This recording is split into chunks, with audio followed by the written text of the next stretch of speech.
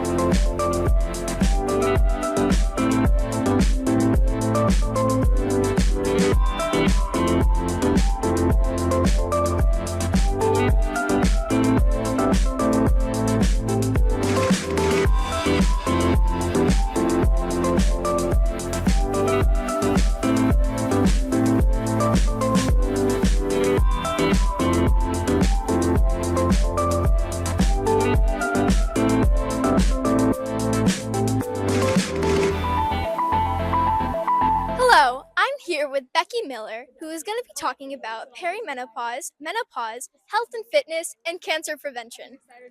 Miss Miller, what are some of the most common health issues that women overlook or delay addressing?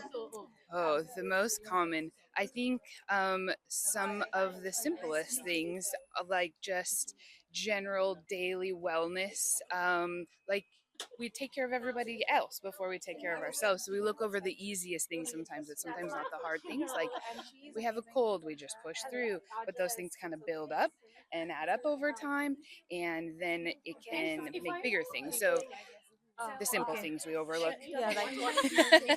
And then it kind of creates bigger things. So if we start simple and help fix the simple things, I think that will overall it will build up, and then we take care of ourselves in the long run. That's amazing. Thank you. What are some regular screenings or checkups women should prioritize at different stages of life? Oh, you have good questions. So I work with a lot of breast cancer survivors. So mammograms are obviously top of my mind. It's such an easy test. We after 40 years old, we just need to have it done once a year. You go in, it's 10 minutes, done, and then you're set for another year. So that's a very easy one. Also, seeing your gynecologist for uterine, cervical cancer screenings, pap smears. Also, really easy. You just go once a year after you're 45, I believe, and once a year, check, you're done. So those are super easy ones that you can see your doctor about. So you would say that it's pretty easy to do, right? And pretty regular. Over in the long scheme of things, it's much easier than it developing into a disease. It's a simple test that your doctor can do to prevent a lot of worse issues down the road. Yes, absolutely.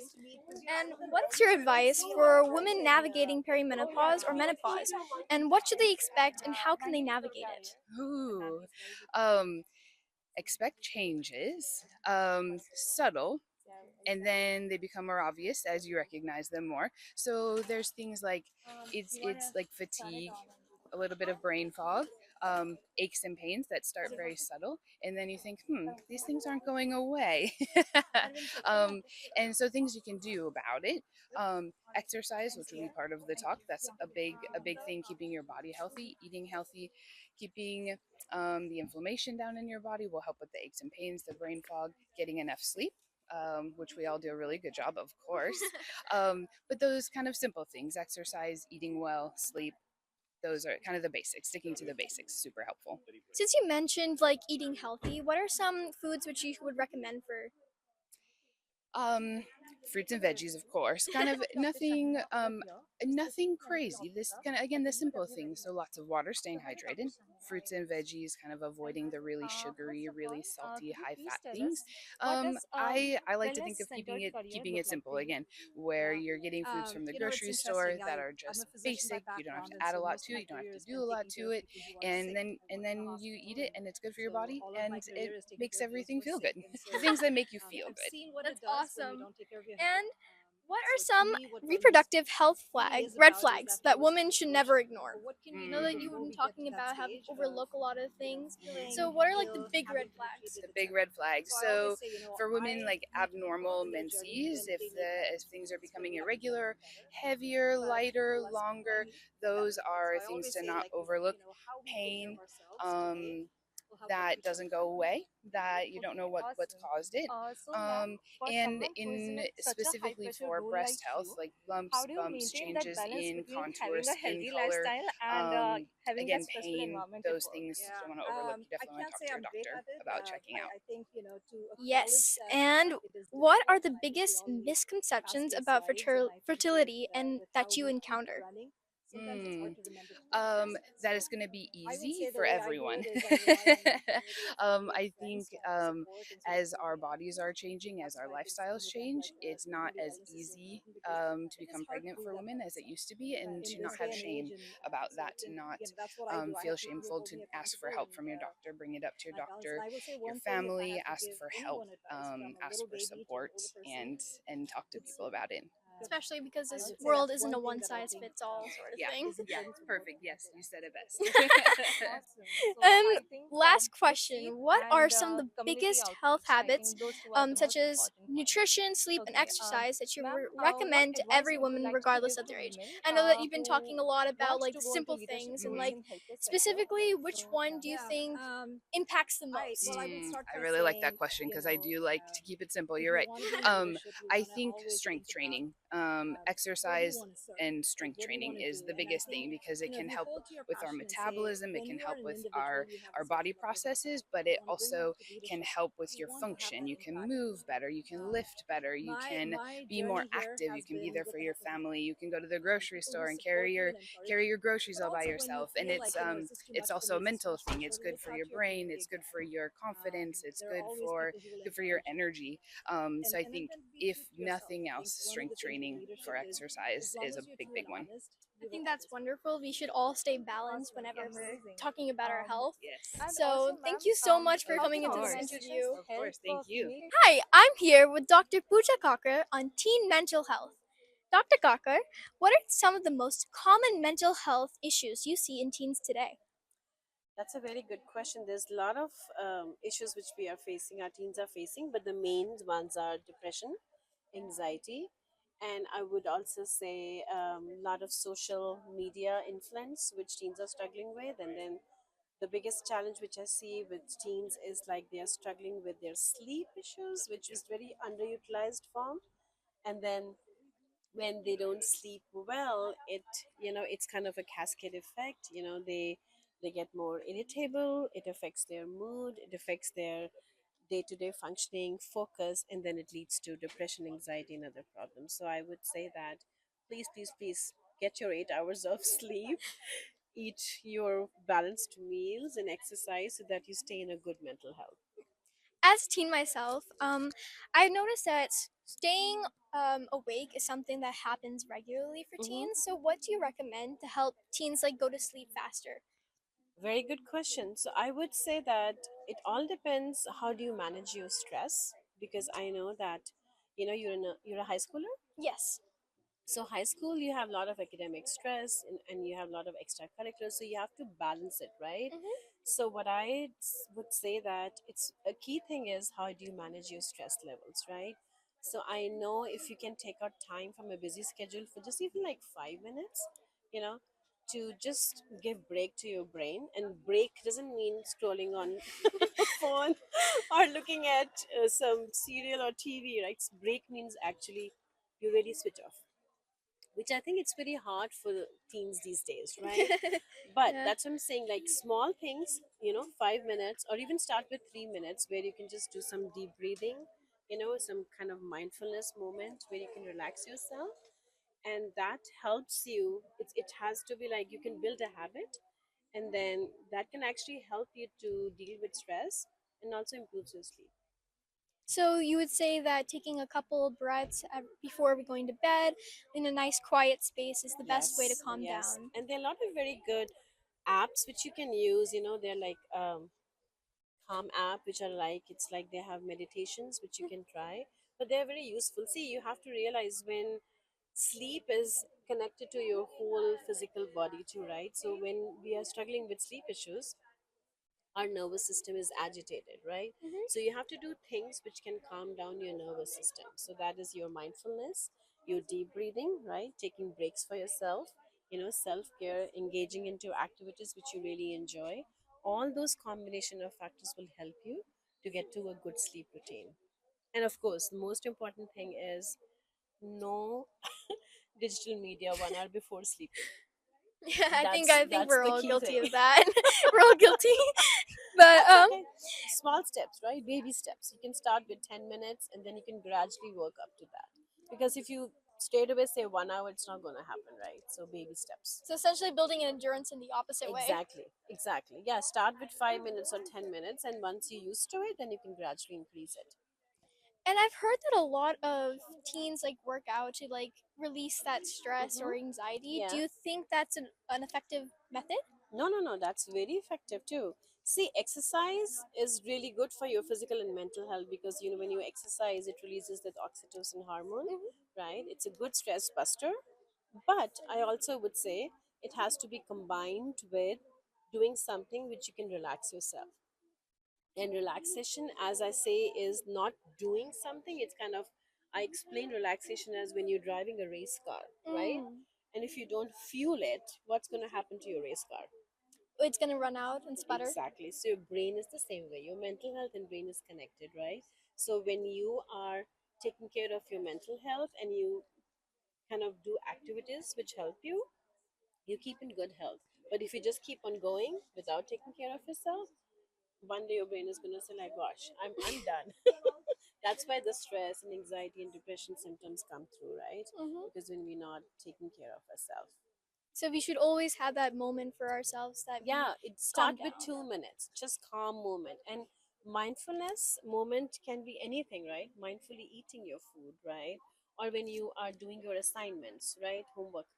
Have 2 minutes. You can just lie down on the desk, close your eyes. That's your mindful moment, right? Wow, that seems much more easier. It is very easy. I always say start with small steps and then you can build it up. So, how can parents or caregivers recognize early signs of anxiety or depression in teens? Yeah, see, the warning signs are very, very apparent. Like they will say, the first sign is that you will see that they stop doing things which they really like, right? They lose interest in their pleasurable activities, and then you will see that they are secluding themselves from their friends, family, and they're just kind of more isolated. The other stuff is also like you would see they're sitting in their room, not coming out for dinners, and those are the warning signs when you have to see like, oh my gosh, what is happening. So I would encourage parents to talk to them, just check in, like, how are you doing, how are you feeling, can I help you? So those kind of questions are very useful in detecting like what they're struggling with. So, like, would parents being educated in Siki Caps, would that be like a helpful thing for recognizing teen anxiety and depression? Yes, definitely. See, there's a lot of literature these days on like warning signs. So I think you would know that if it also depends on the duration. Actually, I would say the duration is like if it's like a temporary thing, like 2 weeks, they go back to normal, that's fine. But if you're seeing a consistent pattern of for over a month, right, then it's worrisome. Then you have to see like, okay, what's going on with my kid? I should check in, talk to the school, or reach out to the school counselor, or seek professional help if you see that they're really struggling. I think that's where we kind of lag behind because we just don't pay so much attention, and I think that's where teens start suffering then. Since you mentioned going to a health professional and like therapist or anything, how do you like? What advice do you give to teens who are kind of reluctant to go and get help? Yeah, I would say just try it out, right? Just go and try and see that if you like it. Nobody's going to force you into therapy, right? If you don't like it, that's fine. But I think it's always like taking courage to take this first step is always harder. But as you start seeing some improvements, your motivation also increases, right? So I would say try different things. And if you don't want to seek professional help, I would say then reach out to school counselors, right? That's your first contact, right? Hmm. They can help you out because it's maybe more, you know, they feel more relaxed there. But I would say try it out, and if you don't like it, you can always back out and look for other options. So I will always encourage you to take that first step because it's important for your mental health. If you don't do anything, how are we expected to get good health? Right. Exactly, that's really important. So, how can teens learn to process difficult emotions like self esteem struggles, peer pressure, etc., in a healthy way, you know? Hmm. Because, That's a very big question. Okay. See, process emotions is, I would say, your support system, like your friends, your families, if you have trusted adults or trusted individuals whom you can talk to. That's a very important way of, processing emotions with them. And also, I would also say that, your clubs and your like social networks or social organizations are there, which you can reach out and you can volunteer there and build those connections. That's also a very good way to kind of process those feelings and seek help, right? So that you can take care of your mental health. that's wonderful. And what advice would you give to teens on balancing screen time with real life social connections? You were saying a lot about how teens are like going through a lot of these things because of that social media. So, how do we balance that? So yeah, so I would say be digitally smart, right? So I am not saying that social media is all bad or negative. No, I think as long as anything which you do, it has to have boundaries, right? Good healthy boundaries are very important. So same goes with your digital media, right? So if you are, you have to, I strongly believe that you have to self regulate yourself. I don't believe in like taking away phones or doing those kind of things because I feel like you're teens, you're mature enough, right?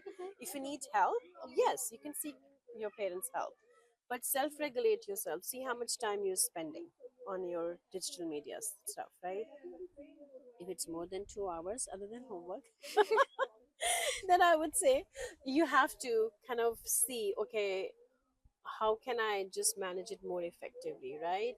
Can I, and I would say take digital breaks too, because that's also very important, because when we are constantly on digital media, our dopamine levels are also very high, right? So we are like, we need constant seeking sensations, right? Mhm. So detox days are very important, right? And I would say the good balance would be like having some like screen free time, right? Mhm. Maybe just for 10 minutes, 15 minutes in between. And then sleeping, before sleeping time, I strongly encourage all teens that if you can, at least start with 15, 20 minutes before that, you don't look at any gadgets, because if you do that, it disrupts your sleep cycle, Mm. right? Because then your brain gets a signal, oh, it's time to wake up, because then screens are very strong and they kind of mess up your circadian rhythm. Since you said that like the brain kind of just wakes up as soon as you like see the digital screen because it's very Right. like very bright, do you think that having a different setting, like instead of blue light, it would be like red light or something like that on the screen would be effective? um if you ask me honestly, I'm from old school. I thought I would say just switch it off, Okay. right? Because you can part ways with your screen for sleeping, right? You can just keep it in the corner, right? And I understand that you have a lot of things to do, but sleep is also very important. So I would say prioritize it, right? And it's not going to happen in one day, remember. Mhm. Again, you have to break it down, simple baby steps. Okay, can I start with 10 minutes? If you can do that, yes. Can I increase it to 15 minutes? And also, I would say the other important thing is also, you also have to notice when you're using screens. Like, sometimes you're on social media, TikTok, there's Instagram, you're scrolling reels. and you can actually get addicted to this, right? Even sometimes I have to check myself. But I would say just see that how much time you're spending on that, and maybe just kind of monitor your time. Hmm. Keep 30 minutes and then say like, okay, I'm going to take a break after that. So those kind of tips will be really helpful to engage into, like using those media and be digitally smart. Got it. Like since I also kind of do this, I have to try and now check myself and then wait Yeah. a couple of minutes before I go to bed. Before Yeah, yeah. just start with 5 to 10 minutes. That's all it takes. Just baby steps. Hmm. And what role does academic pressure play in teen burnout and Ah, anxiety? huge, huge role. I think academic stress is a real thing, Hmm. right?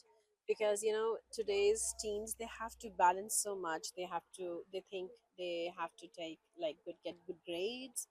They have to get into like good professions, and it puts a lot of pressure because they're just kind of you know um, going going like I would say they're just going like perfectionists, right? They think they have to be perfect at everything. You don't have to, right? You don't have to. So I would say I think parents also play a huge role here. I would not blame so much of teens. I would also say parents also have to relax a little bit and just kind of treat them like other humans. I think parents are going to hate me for that, but I'm going to say that check on their mental health, and that's very important. It's not all about grades. It's also about your how well you're coping with stress. How are you eating well? Are you sleeping well? All those things are very important. And it's also like I always tell teens, like when you do something, always ask yourself, is this my best effort? And if it is, just leave it there.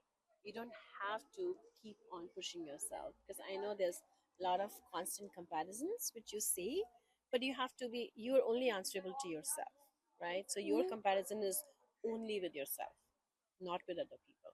If you're doing good, then you're good. That's it. That's what I would say. I think I also have to like consider that as well because whenever I take a test, I'm always really anxious about Hmm. how well I'm gonna do. So just knowing that I have to just try my best, and if I've Yeah. done it, that it's good for me. Yeah, exactly. Definitely. Yeah. So, it's just because we don't come, if the more you compare with other people, your other peers, the more, the pressure increases, because you feel like, oh, I have to be like this person. You are your own individual self. You don't have to compare with anybody, right? You have your own unique abilities, you have your own strengths, right? So harness that, be yourself. That's what you have to do. Absolutely. And our last question: how can teens build resilience and coping skills to manage stress? We're talking a lot about like balancing our lives with Mm-hmm. the academics, with sleep, with like Mm-hmm. diets, and how do we build that resilience and like make sure that we don't relapse on that? Self care. The answer is self care. You have to take care of yourself. There is no other way to build resilience, right? If you don't take care of yourself, you are more prone to stress, anxiety, depression, all sorts of other mental health problems, right? Hmm. So, have a routine of self care, right? Which can include good night's sleep, right? Exercise, eating balanced meals. Nutrition is also very important, right? Going for your regular health checkups too. And I would say a way to manage your stress, like mindfulness, deep breathing exercises, having some apps to regulate your screen time. Self care is the one which builds your resilience, right? Hmm. If you don't take care of yourself, it's not automatically going to happen, right? Mm. So it's the same thing. Like if I say, like, oh, I need to be in a good health, what I'm supposed to do? I have to take care of myself before I take care of anybody else, right? So it's the same principle. Take care of yourself. That's what I would say. So, what components do you think of self care should be like? I mean, obviously, their health Mm-hmm. is you have to prioritize Mm. everything, but like, which specifics do you think impact the most whenever we're trying to take care of ourselves? You mean like which impacts your self care, Like, or which which which components components should be included in self shouldn't care? be included? See, your friends, your community, your family. Having fun is also very important, right? It's not all about academics, right? So having a balanced approach. Hmm. That's what I would say. That self care is a balance of your workload and your other activities, because your friends are equally important. you know Having fun, going to movies, and joining some clubs, social clubs, which are in the school or otherwise, is also important, right? And connecting with the other communities, like, there's so many clubs these days. We have this um what is it, the Girl Scouts clubs are really good, and then there's also like social clubs, which they do a lot of talks about teen health. So get involved in the community, so that you feel that you're not alone, right? So Mhm. there are other people you can relate to, and you can volunteer and see how things are as well. I think that is a wonderful message for all teens who are kind of struggling with all of this. So thank you so much for You're joining most me in this welcome. interview.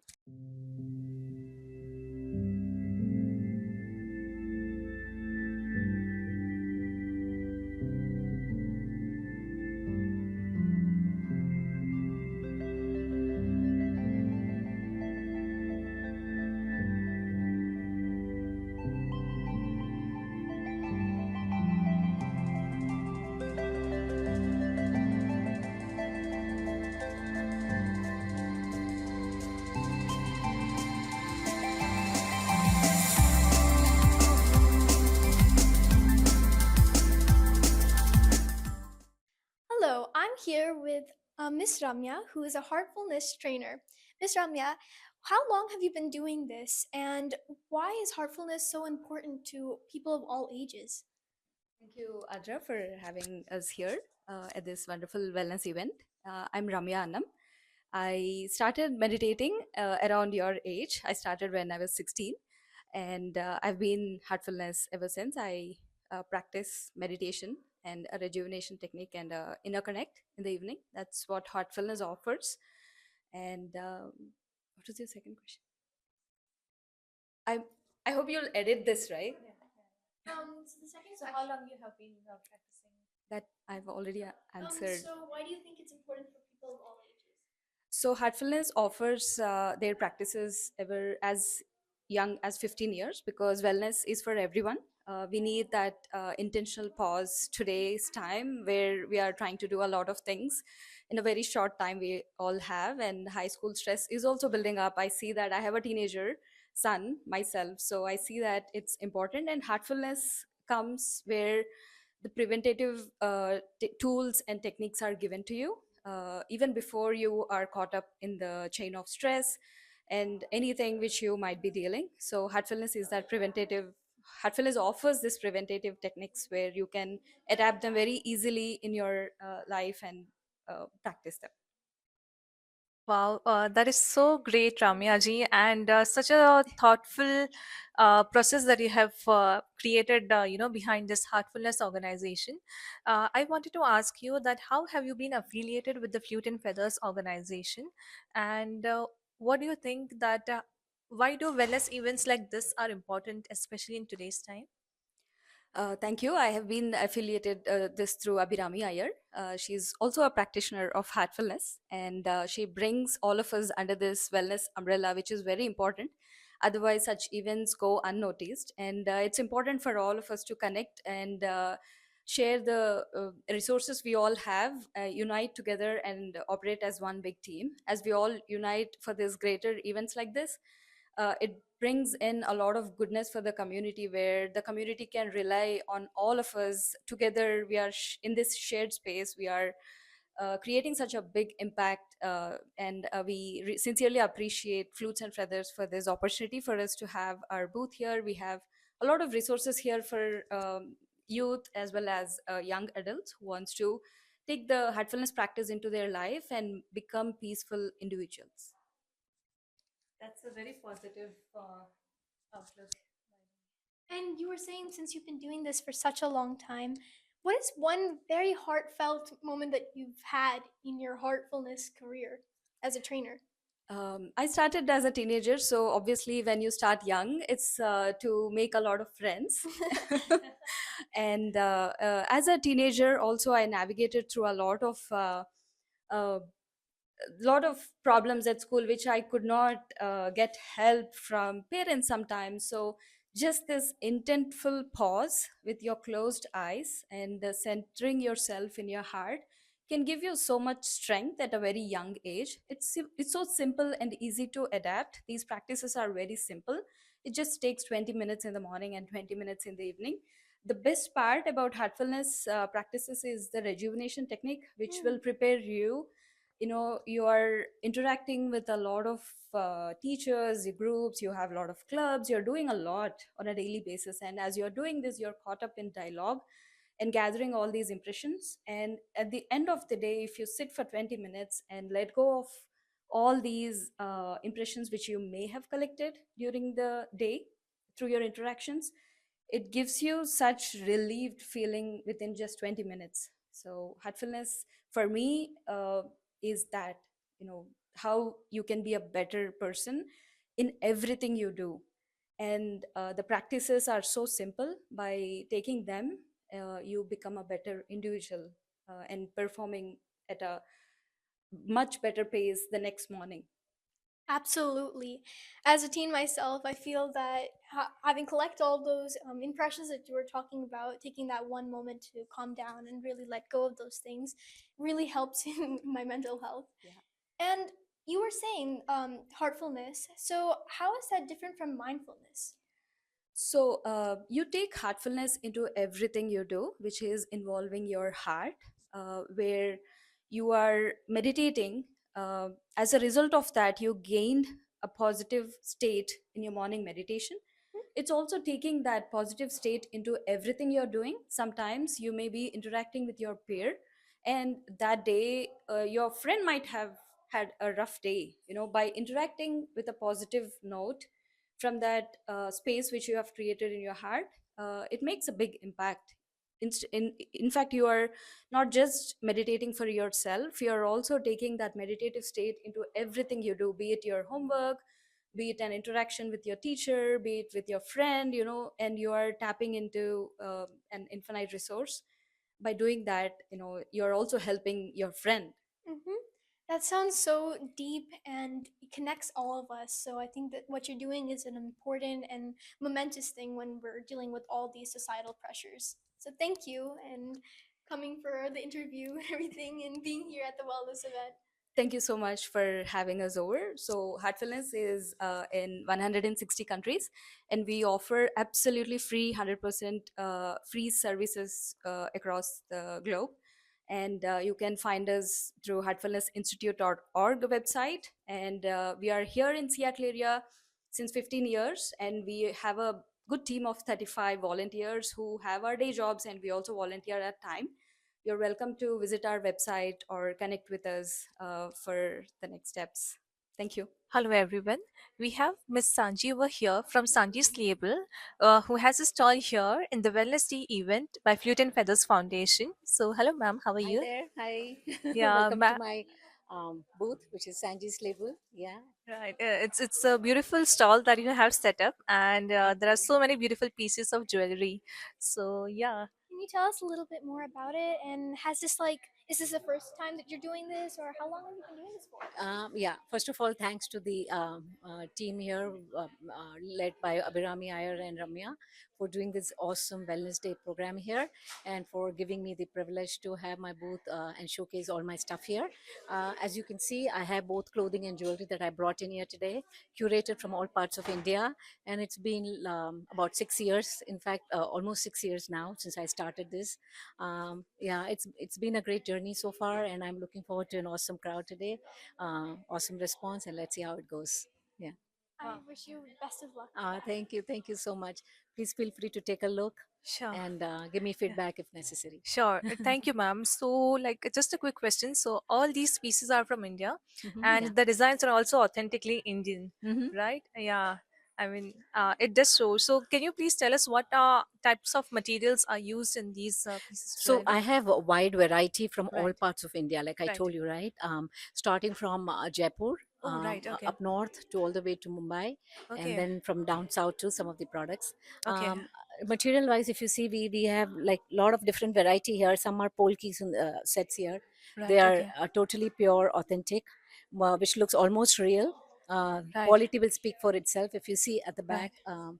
the kind of finishing that it is. Wow. There's no extra wire hanging out. See Right. the finish, which is almost like Yeah. real.